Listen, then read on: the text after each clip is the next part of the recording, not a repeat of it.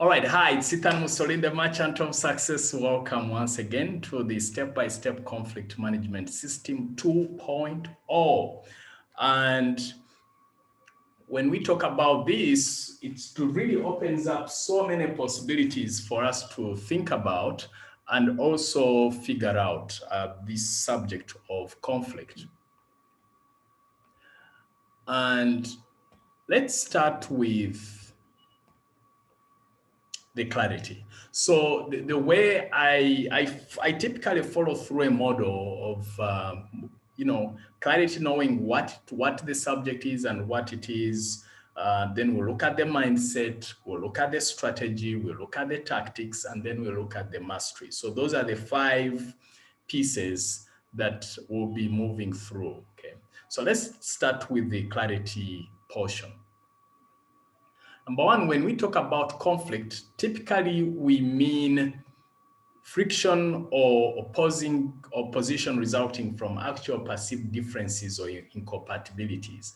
And notice that word actual or perceived. Sometimes conflict are just out of perceptions and assumptions. And sometimes they are not correct, they are not actual. So that's a big word. And also to be aware and ask yourself, is what's conflicting inside me actual or perceived? And usually it's actually perceived. The other thing which I had not taken note of, which I would encourage us to write down and contemplate upon, which has just flashed in my spirit, is this, which I learned many years ago, in that if people are at peace in their hearts, then there won't be conflict. So usually conflict comes up because of baggage clashing against one another. So let's remember that. Let's put that at the back of our minds and say, okay, am I at peace or am I at conflict within myself? Also, it could be a state of incompatibility of ideas between 2 or more parties or individuals. It could be just ideas that are not compatible between the parties, and that becomes an issue also of conflict. And when we talk about conflict management, it's the practice of identifying and handling conflict in a sensible, fair, and efficient manner. And notice we are not talking about hiding away from conflict or running away from conflict, but actually managing it efficiently in a fair and sensible manner. Okay. Here are some keys about conflict to remember. Fact number 1 is a third to half of the workplace is impacted by conflict and hostility. Now, that is even worse off this is in terms of global statistics, but that's even worse off in cultures where people hide and they don't want to speak up what the truth is meant to be or should be. So also you need to be aware of that. But people really get impacted by conflict. And this conflict could either be something they're engaged in directly, or it could be just their colleagues involved in that conflict situation. Also, 40% of the people bullied in the workplace voluntarily leave their jobs. I will tell you that I know of a certain big time organization where someone just left and said, you know what, I cannot work in a culture like this because of so much bullying. And so you also need to be aware, because I can see we have some leaders in this room. And the question you need to ask yourself is, are people at peace? Are they comfortable they are being bullied? Because if they are being bullied, then I'll tell you, a time is going to come when they will just disappear. And then you're wondering, how did that happen? Well, someone could have bullied them and they couldn't speak up. Also, we know that conflict is the leading cause of workplace stress. So just be aware of that, in that some people get so stressed out because of conflict, and it can really break their spirit, their motivation, their sense of belonging, and loss of meaning. So people, not most people, I'm sure all of us want to work in a place where it is as peaceful as can be. Now, Also, the other way to look at it, by the way, I'm going to throw a spanner in the works in that conflict, if properly managed and dealt with, can be a source of innovation and creativity. So I'm not talking about us avoiding conflict or doing away with conflict. It's really about what are those healthy ways to manage or deal with conflict. Because it is through opposing ideas usually that new breakthrough ideas, breakthrough methodologies or frameworks are birthed. So let's also note that. Now, now I want us to jump into the mindset around conflict that you need to be aware of. Let's talk about the limiting mindsets to flip or to be aware of. Number one is avoiding conflict altogether. There are people who just want to run away from conflict and they don't want to face conflict. That can be very, very costly. The other one is being defensive. Being defensive, by the way, if I go to being defensive, let me talk about avoiding conflict altogether. Okay, it's okay, I'll talk about it at the end. But being defensive is if there is an issue and all you're focused on is protecting your territory, then there won't be movement. So to manage conflict successfully, you have to be willing to face the truth. That's why moving forward, we'll be talking about moving and giving and receiving feedback. And one of the techniques I teach, one of the concepts I teach is for you to be very open to receive that feedback, not to be defensive. Once you're defensive, then you block the mechanism of how people can feed information to you. The other one is overgeneralizing. If you overgeneralize, I'm just not happy about this place. I'm just not happy about people, how we are relating. How we are relating is very generic. But if you say, you know what, I am very, so meaning for this, when I say the mindsets you need to flip, it means the mindsets, the opposite of that is true also. Be specific. Rather than say, I don't like how people talk to me here, it's better for you to say, for example, when people shout at me, I find that so disrespectful and painful, to live with. Now you're being much more specific rather than being generic. The other one is focusing on being right, okay? So if you just focus on being right, it means you're focused on other people being wrong. And that's not the right way to manage things. So it's not about being right. It's really about finding a solution. That's the difference between being right or pointing other people to be wrong. It's about creating a solution. The other one to be aware of is playing the blame game. The blame game is also a dangerous game to play in a sense that if you're just there pointing fingers, so-and-so is to blame, and even worse off, I've seen managers who come in a place or a space and they say, so who is to blame here or who is wrong? No, focus on the solution. What's the solution? Because playing the game, the blame game is not helpful. The other dangerous mindset to be aware of is trying to win the argument. And again, the key is I'm not talking about you losing the argument either. I'm talking about what's your mindset. Because there are those people who say, no, I will win no matter what, and we'll talk about that later. But you see, if you just focused on winning and others losing, then you may win the argument in quotes, but then you lose the relationship. And I'm saying there's a way to achieve both.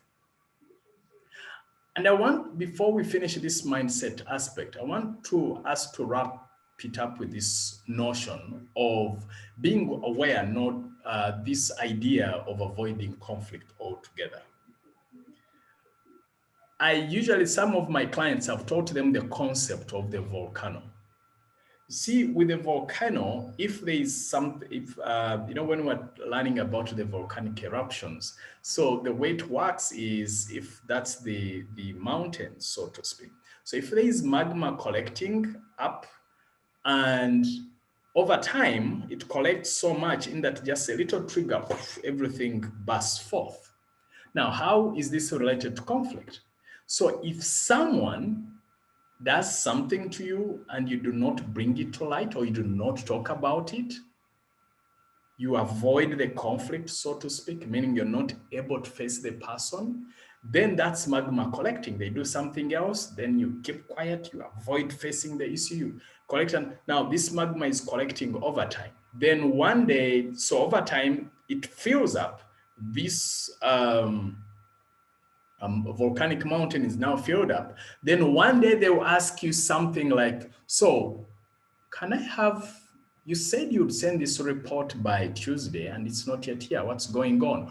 Yo, people, what do you think I'm made of? I don't understand. What do you think? Now, what's going on at that moment? People will be like, but I just asked for a report.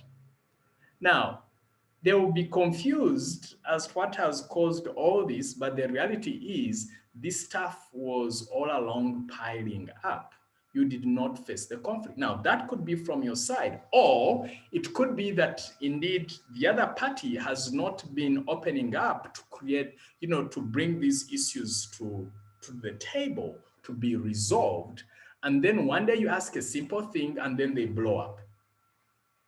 And therefore, it means you also need to, if you're a manager, you need to think about what sort of environment do you need to create to make sure that people can speak about these things. Just to give you a quick tip ahead of time is that, for example, at Success Africa, the culture I've pushed to create, and I believe we've achieved that, is whoever joins us, I tell them, look, if you're happy about something, say it. If you're not happy about something, say it. And I always say, look, you can never be victimized for speaking out.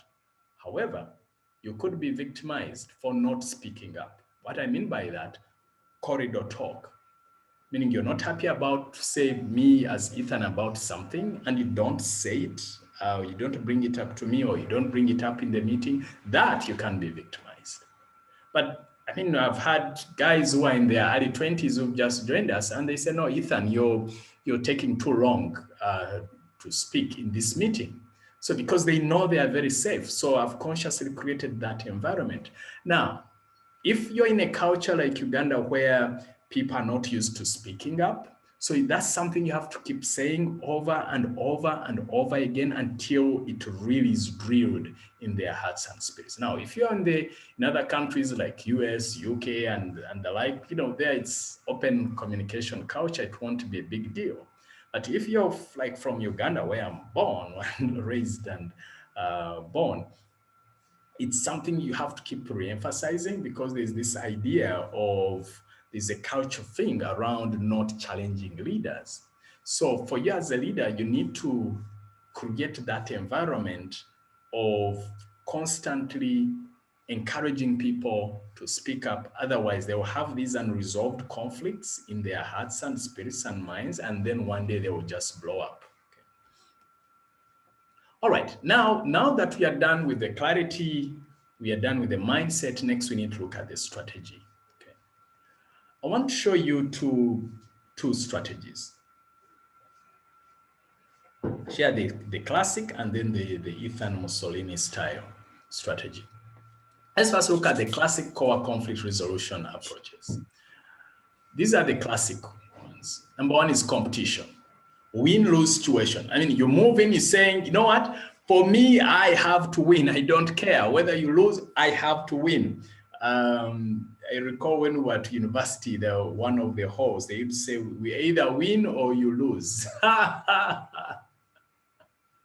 Meaning for them, the concept was win-lose. So that's one way to look at things. The other one is the accommodation. You lose and they win. What I mean by accommodation is you accommodate other people's interests and desires and you forego yours. That's a lose-win situation or approach. That's accommodation. Then the other one is avoidance, meaning both of you avoid facing the situation. You know there is trouble and you don't want to talk about it. The other one avoids it. You also avoid it. Guess what? In the end, it's a lose-lose situation because either way, there's no progress. you're just, it's the analogy of hiding your head in the sand. Either way, your behind is out there and people are seeing it. So you have to be aware of that, the cost of avoidance, in that in the end, it's a lose-lose situation. The other one is compromise. Compromise is lose-lose situation, meaning like, I wanted this, but it's okay, let me let go. And the other one is also thinking, okay, I wanted this, but it's okay, let me let go. In the end, typically it's a lose-lose situation, typically. And then the final one is collaboration, which is my favorite, and that's the win-win situation. Find out, okay, how can you get what you want and I also get what I want in a way that is mutually beneficial, that moves us forward. Okay. So that's the collaboration mentality or approach. Okay. So these are the 5 classic ways of thinking and approaching conflict management.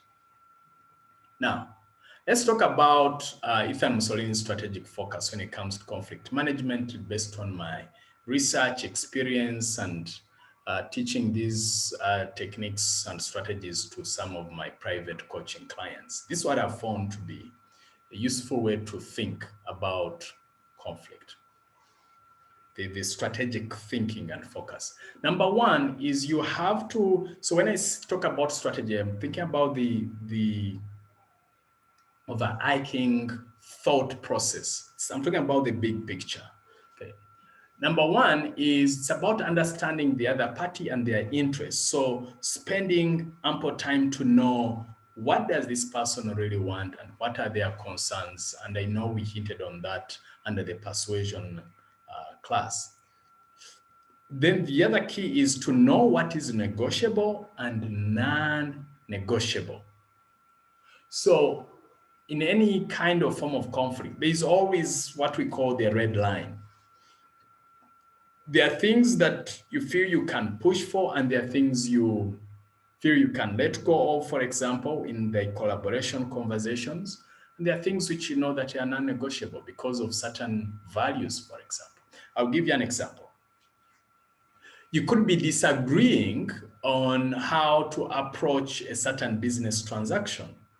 And like Success Africa, our values are legit. That is love of God, excellence, grit, integrity, and team spirit. Okay.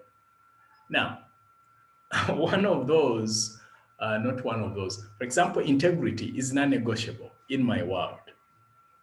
Therefore, if we are in a conflicting situation, I'm not going to budge on that, period. Okay.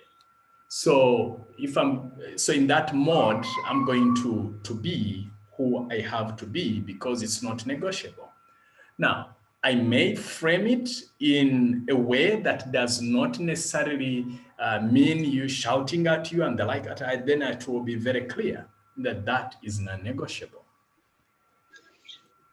The other key that I'm also keen on when I'm amidst conflict is retaining the relationship, because I believe that relationships are priceless.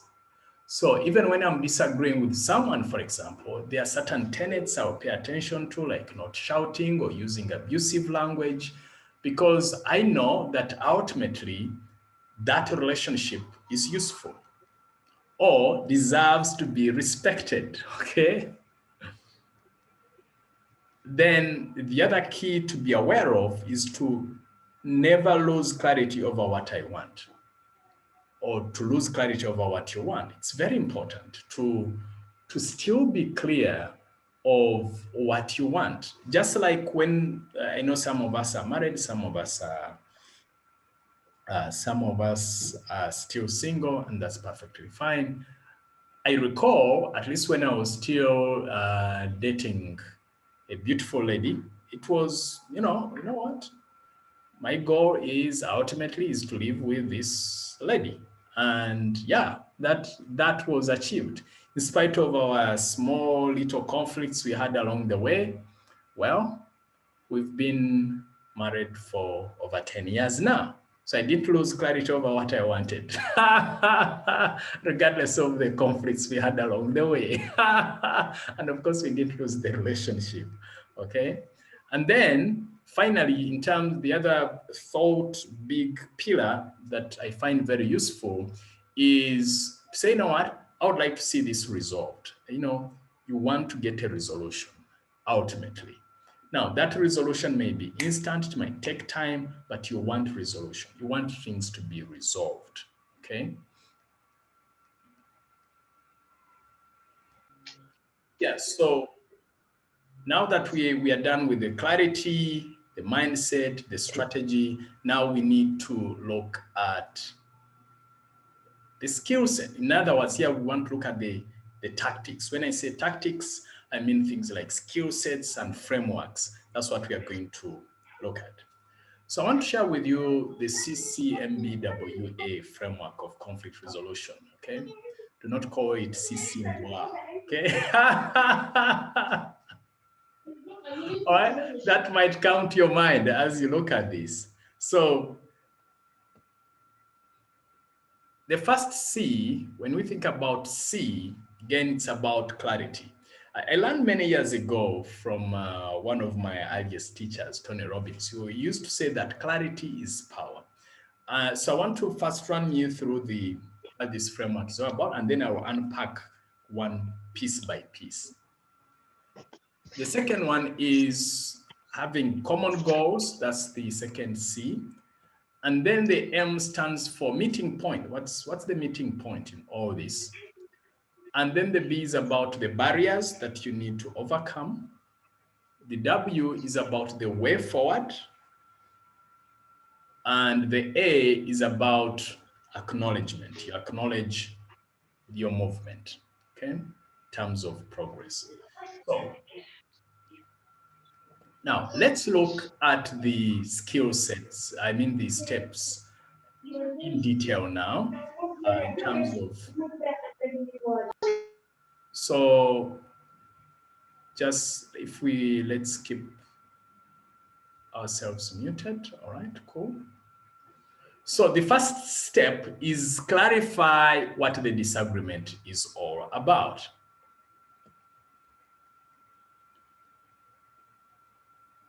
Okay, that's where you start from. What is this disagreement all about? Okay, so this starts with accepting that something is not right.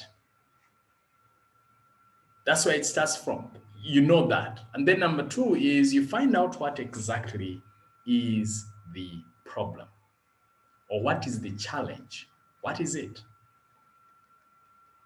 Next is to know who is involved. Actually, talking about who is involved, I've remembered of something that I hadn't captured, but I'm going to share with you. So you can, if I don't do that, ask me about myths to share with you at the end. Okay. Then when did this happen or start?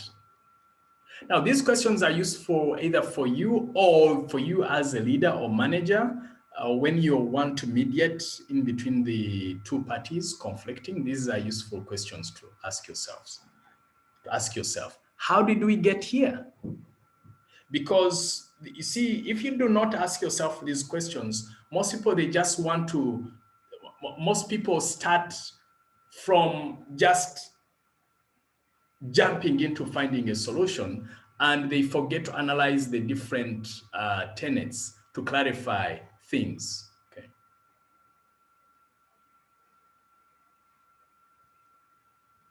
How did we get here?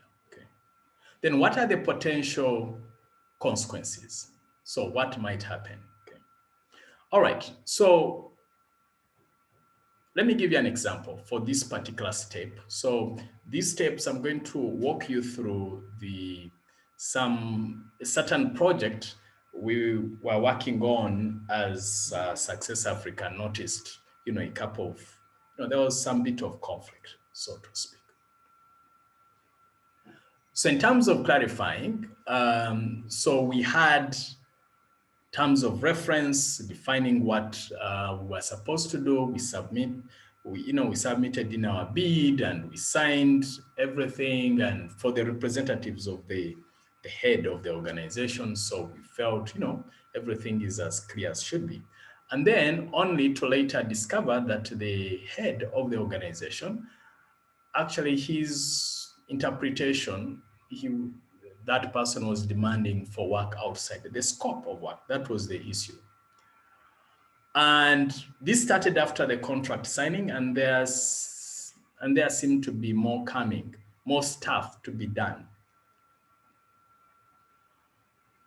And the people in that organization, then now all of a sudden they were supporting the team leader over these unending demands compared to what we had actually signed for. And in the process, what were the potential consequences around all this is that there was a risk of denting the image, my personal image, and that of the organization. There would be heavy, if we said yes to everything, there would be heavy workload and stress towards the consulting team and staff members. Okay, so that was the clarity around this agreement. So keep that in mind as we move along to see how do these steps work. Step 2 is then you need to establish a common goal for all involved parties.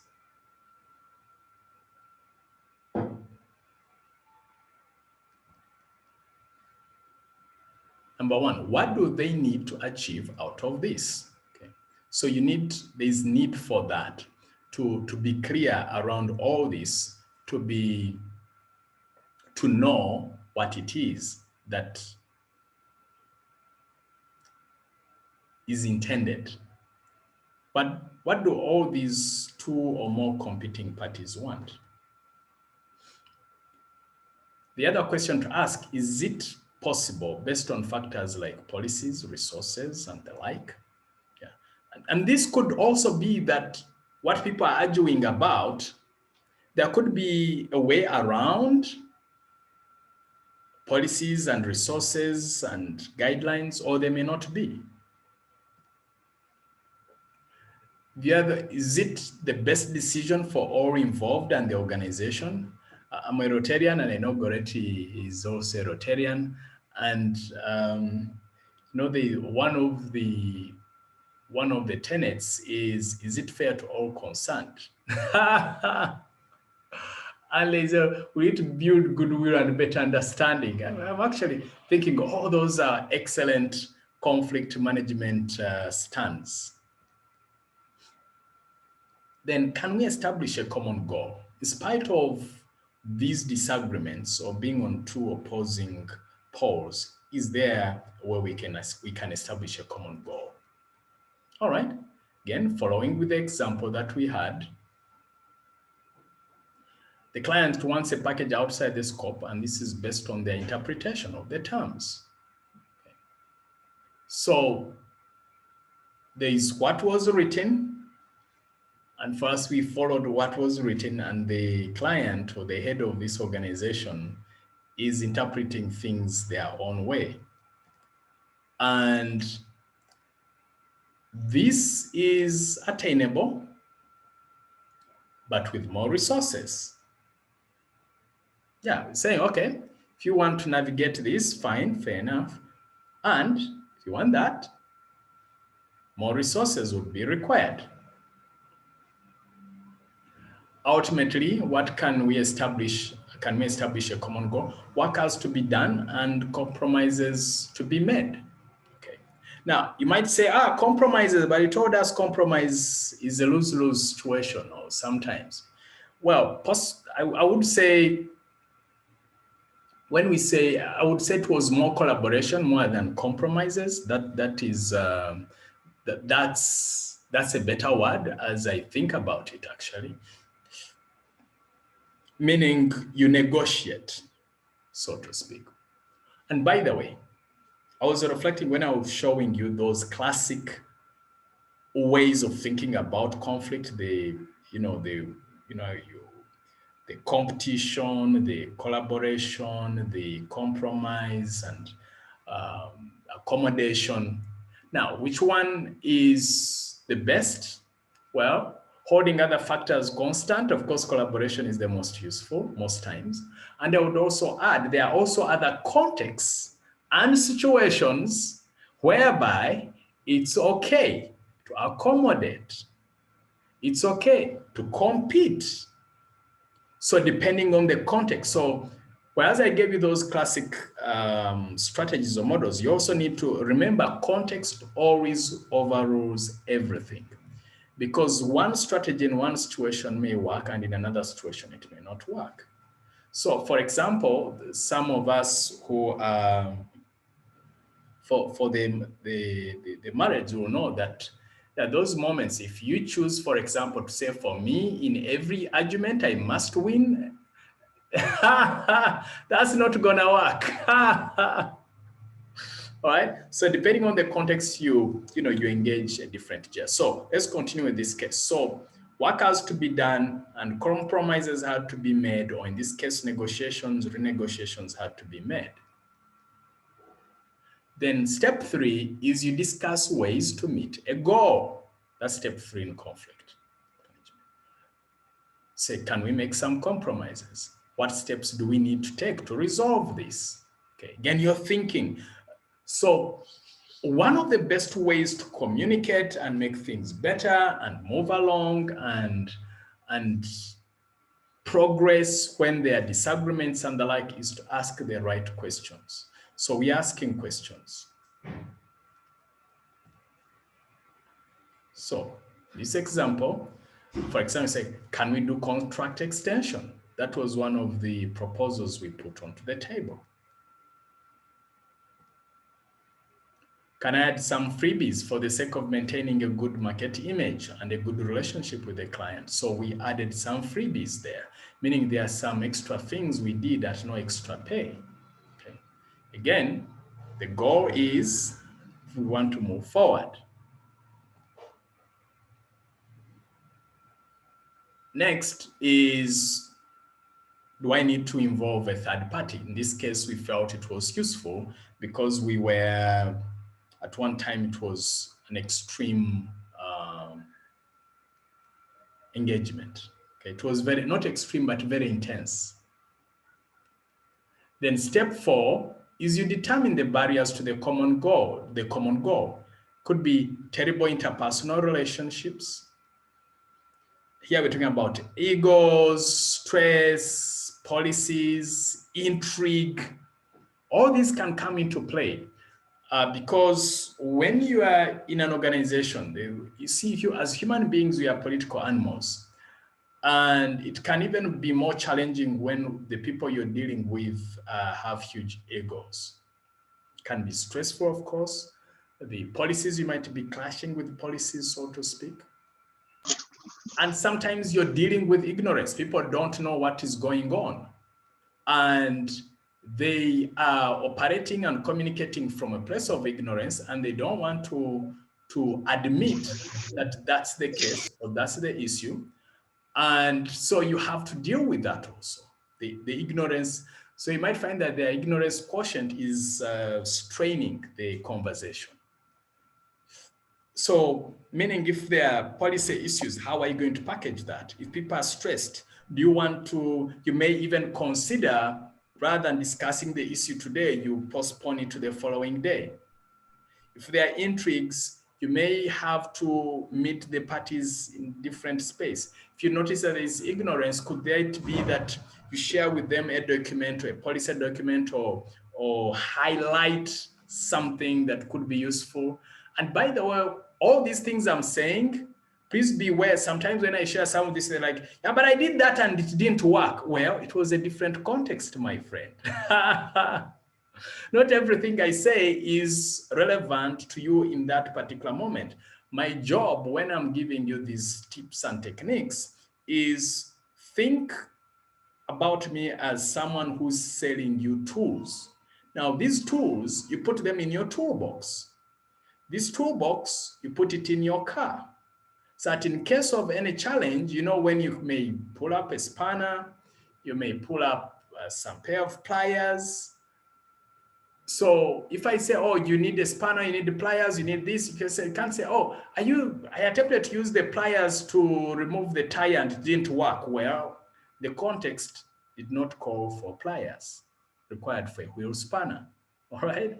So just know that my job is to give you as many tools, useful tools as possible. Then depending on the context, you use your wisdom and awareness and emotional intelligence to say, okay, given what's going on, this is the tool I need to remove. This is the tool I need to engage, or I need to forget this, I need to do this, all right?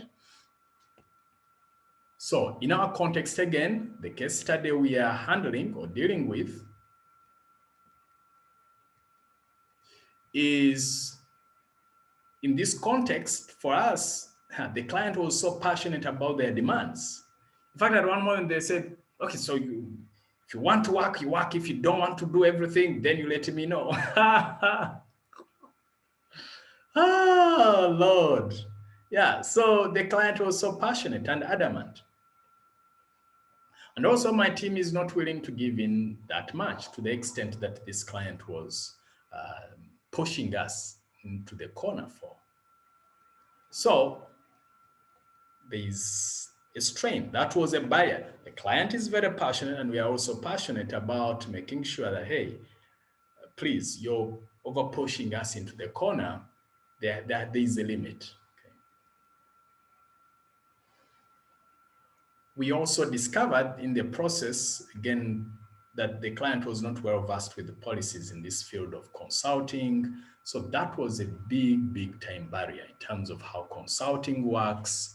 So it appeared to us that was the first time this client was dealing in this sort of a context. So step 5 is you agree on the best way to resolve the conflict. Number 1 is all parties must be involved in this decision. That's a very important step when you're thinking about this. If you're going to agree on the way forward, all parties have to be involved in one way or the other. Next is you don't have to appease everyone, but they deserve an explanation. So meaning you should explain your reasons why, the reasons behind your position. And then this must be in the organization's best interest ultimately, because it could be the organization or the family, depending on the context. Here I'm using the organization. So you have to find a way that is in the best interest of the team or the organization, or for you as an individual.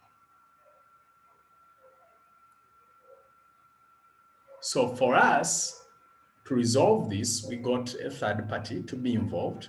This third party was somehow, and I want to divulge the details, that was managing this particular project. And so we got this party in because we felt that this other third party would have more objectivity in terms of what was going on. And a way forward is reached, and there's clarity over how this should be handled, and some compromises were definitely made, and the face of the company is saved in the process. The final step, you acknowledge the agreed upon solution. You determine the responsibilities each party has in the resolution, and then you agree on strategies or actions to avoid the situation in future.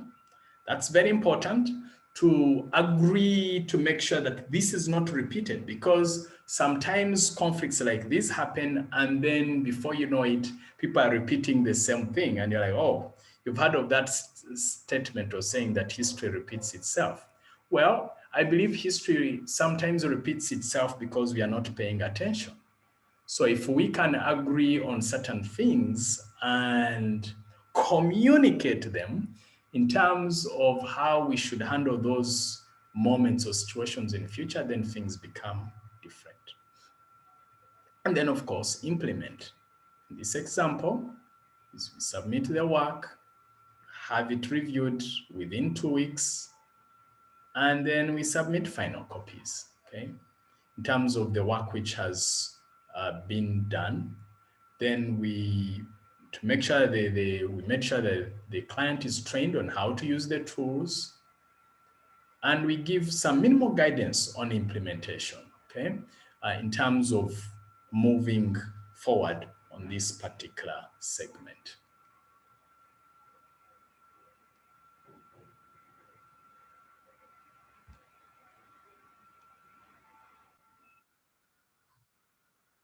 All right. So let's also remember what guides conflict resolution. I call it the GRTBW. And there are some things you need to pay attention to. Number one is good intentions. So meaning I intend to support the client to achieve their goals and ambitions, like in our context, the example I was giving you.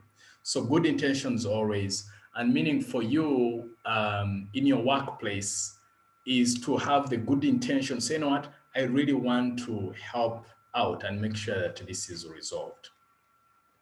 The other key guide is relationships, meaning I need to maintain the relationship for future business. The third party also trusts me. So for us in this context was, you know what, regardless of these stresses and strains, we need to keep a healthy relationship, and also with this other third party, because hey, they shouldn't lose trust. We shouldn't put ourselves in a situation whereby even the third party stops trusting us.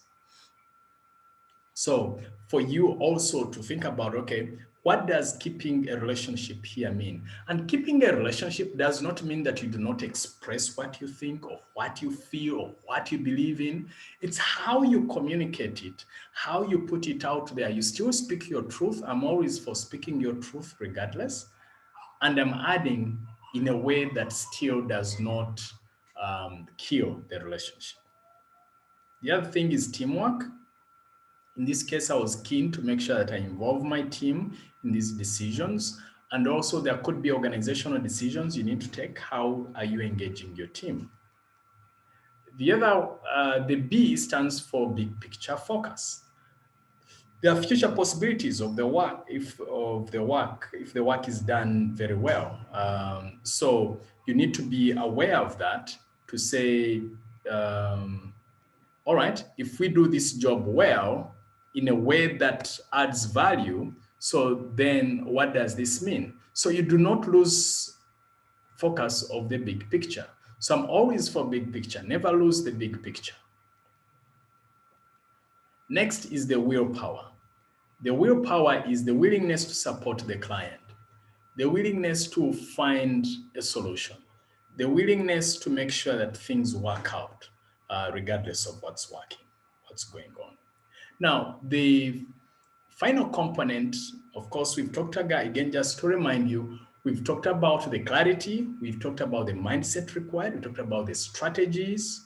Now we talked about the tactics, where we looked at the different skill sets and frameworks. And finally, it's about the mastery. Mastery is about how do you then own and embody this knowledge and these skill sets in you.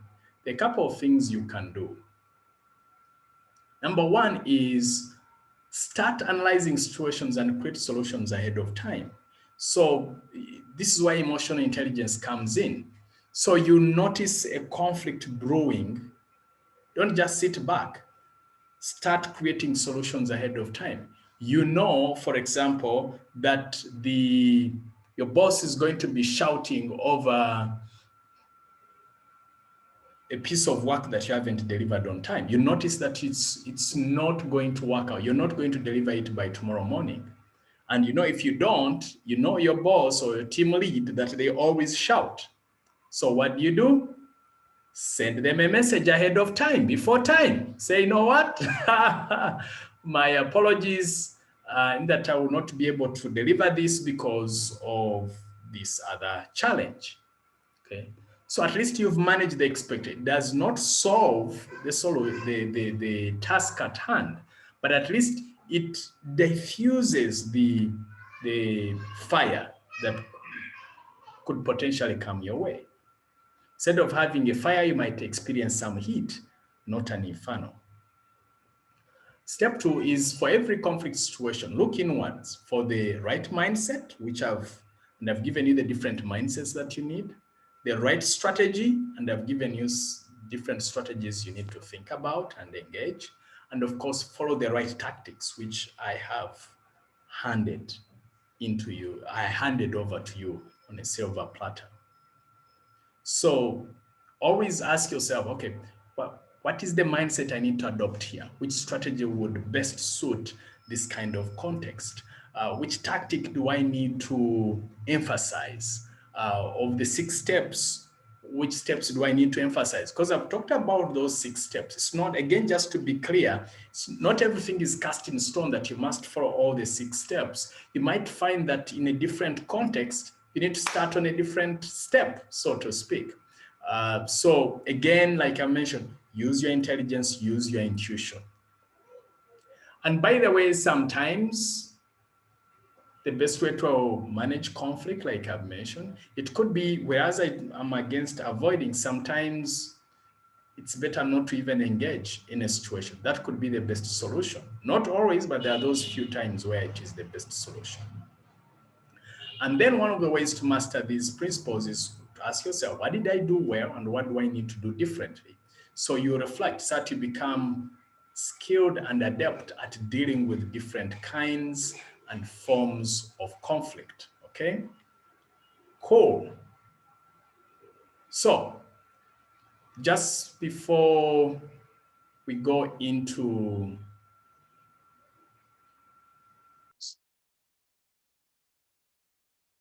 So one of the things that I learned many years ago from when I was a training consultant with British Council was that one of the ways to understand the conflict is what is called the myths. I used to be a consultant and we're doing this program called Interaction Leadership Program across over 20 countries. And this is something I found very useful, in that when there is a conflict, it's important to ask yourself, what belongs to me? What was my role in contributing to this? Number 2 is to ask yourself, what part of a conflict belongs to the individual? Because sometimes it could be 2 guys dating the same lady at the workplace, and that becomes an issue. Okay. Then number 3 is to ask yourself, what belongs to the team? Which part of the conflict belongs to the team?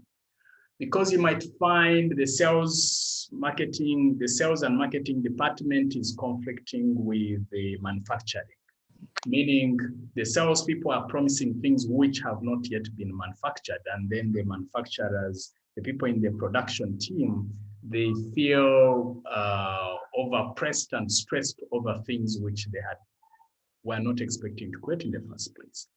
And then the S stands for system. Sometimes it could be the way the organization is set up. It creates that clash. If I say with sales and marketing, you find that you find some organizations, they have a department for sales and a department for marketing. Really, marketing is about creating awareness and creating interest in a product, and then sales about closing the deal. So sometimes you might find some roles are overlapping, and then people crisscross each other, and then boom, they start clashing heads. So we say, the system is contributing to that conflict. So having this MIPS model helps you to also quickly analyze and understand the conflict before you start jumping in to generate solutions, okay? So that's an extra tool I felt I would share with you quickly before we proceed further.